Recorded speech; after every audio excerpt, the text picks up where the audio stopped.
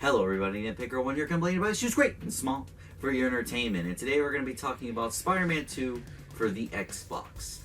Since Spider-Man No Way Home is about to release in a couple of weeks, and there's a lot of evidence that Tobey and Andrew will be showing up in the movie, I think it's a good time as any to go back and look at one of the most classic licensed games ever in my opinion. Licensed games are always a mixed bag. They can either form to a lazy cash grab or something really special, and nowhere was that more present than the 6th generation of consoles.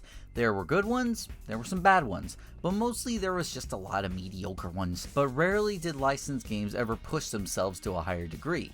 They were most of the time watered down rip-offs of games or just got the job done. That was until one game birthed into the world from the mother and father Treyarch and Activision, releasing the movie-based game Spider-Man 2 for every Spider-Man fan to enjoy.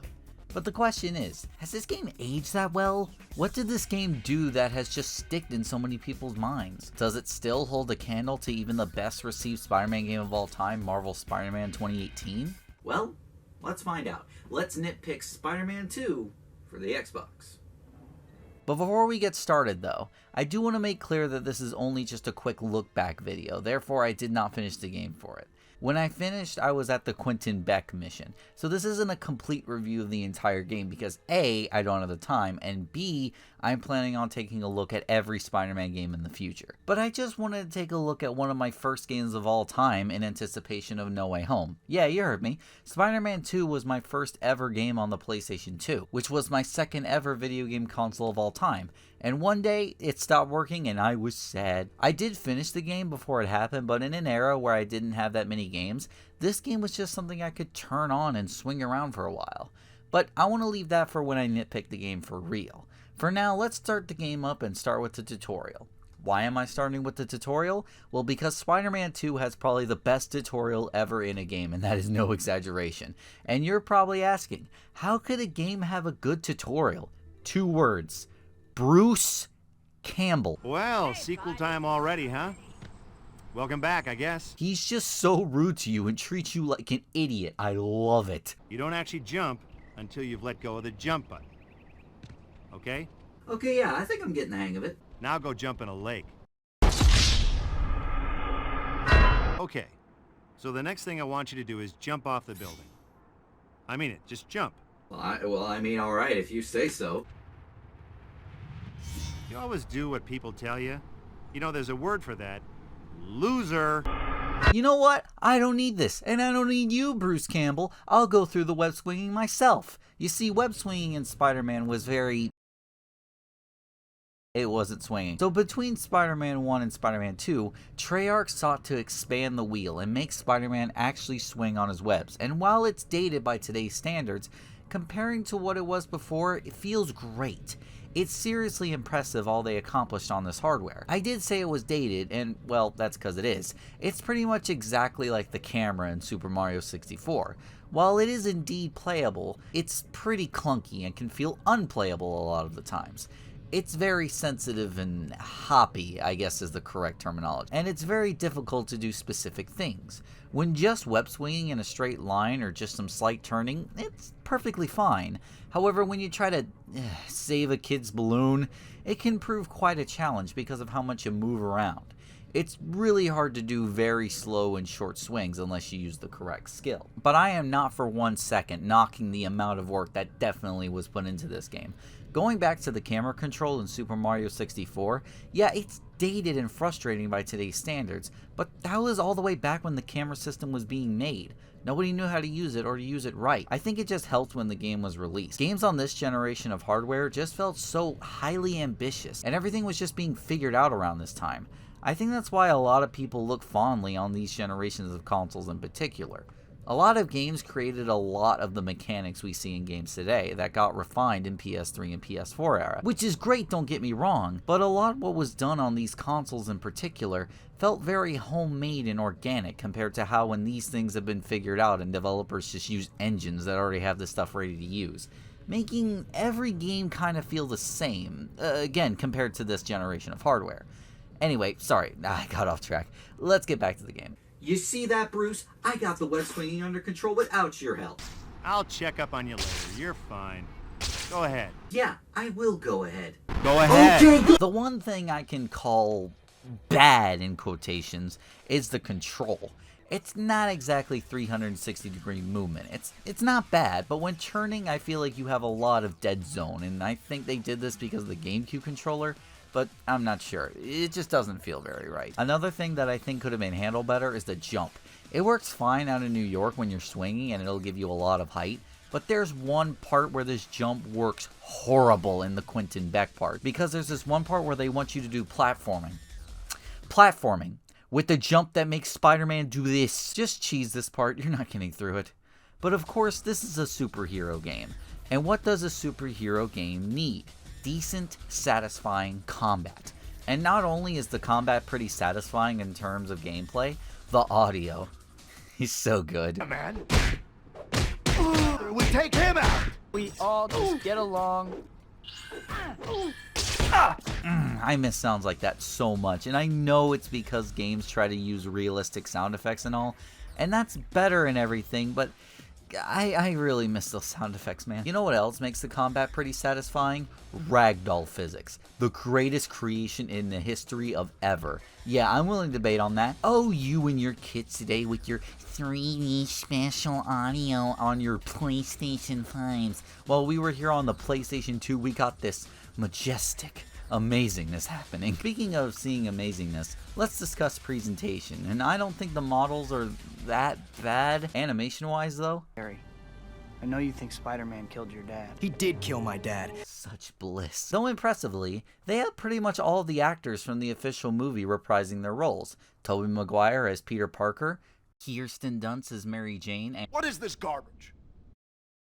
Why are you bringing me shots of the city and not shots of Spider-Man?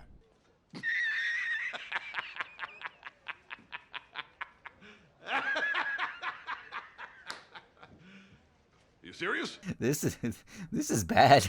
Not only is it not even close to J.K. Simmons, but it's just bad voice acting in general. It's like he was reading off the lines and the director said, good enough. Interestingly, Josh Keaton voices Harry Osborn in this game. Who's Josh Keaton, you ask? Well, he's the voice actor for Spider-Man in the most beloved Spider-Man show. Yeah, try to wrap your head around that one for a sec, I dare you. The last thing to talk about, New York City itself. What all can you do with Spider-Man's movesets and powers? Well, use them to traverse in such an amazing way across an open world. That's why it's so impressive how they managed to do it in this game. Because come on, really think about all they did. Giving the player the ability to traverse both ground and air at the exact same time whenever the player desires is seriously impressive on this hardware. And I know that GTA games had flight vehicles, I know all that, but giving the player the ability to swing from dozens of skyscrapers in a very fast and almost fluent way is great. And really selling the traversal of New York is the soundtrack, which is just ambience, but when that music kicks in during a crime, it goes hard. Give me a break. No problem. Go call the cops. You're in for it now.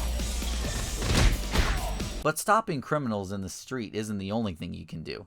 In the movie Spider-Man 2, Peter Parker also has a job as a pizza delivery boy, and you know how I said the music goes really hard during the crime? Well, they just went way too hard on this.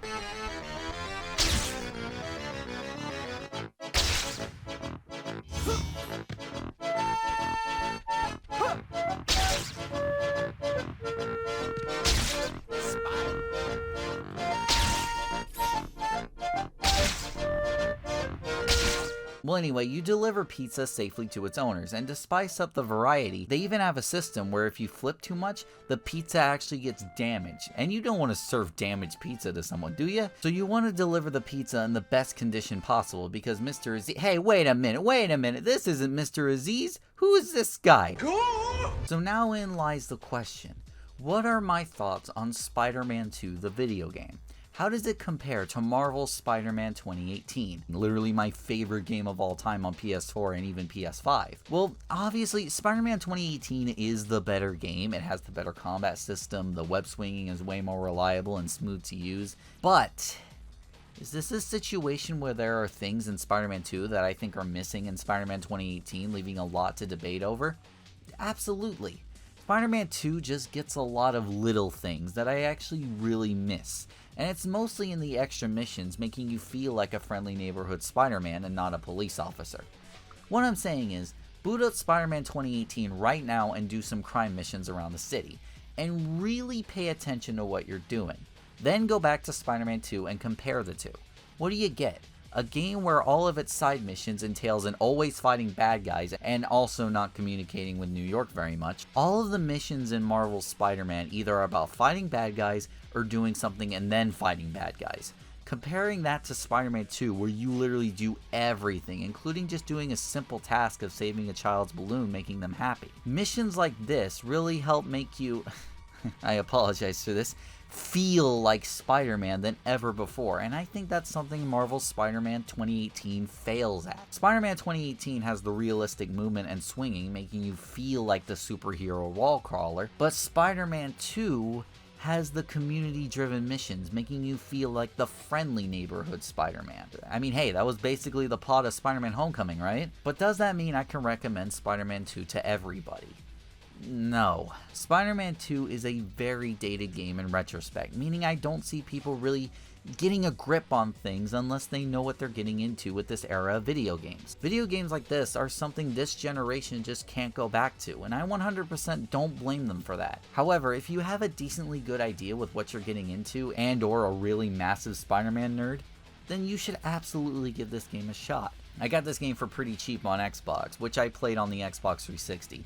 Just keep in mind if you do that, number one, you can't play it on Xbox One or Xbox Series X and S, and number two, the emulation isn't perfect, more towards the visual side, meaning if you see anything funny visual-wise, it's most likely the Xbox 360 and not the game. And there you have it, a look back on Spider-Man 2, a complete classic in my opinion, as one of my first ever video games of all time, and in general.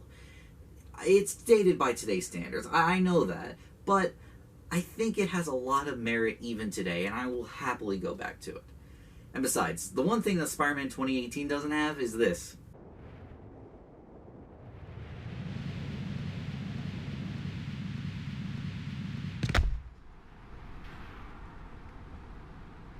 You can't replace that. And finally, I've been dying to see what you can do. Let's go. Just try to break through my armor.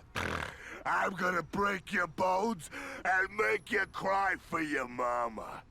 Rhino, I'm gonna take a wild guess that you're strong but dumb.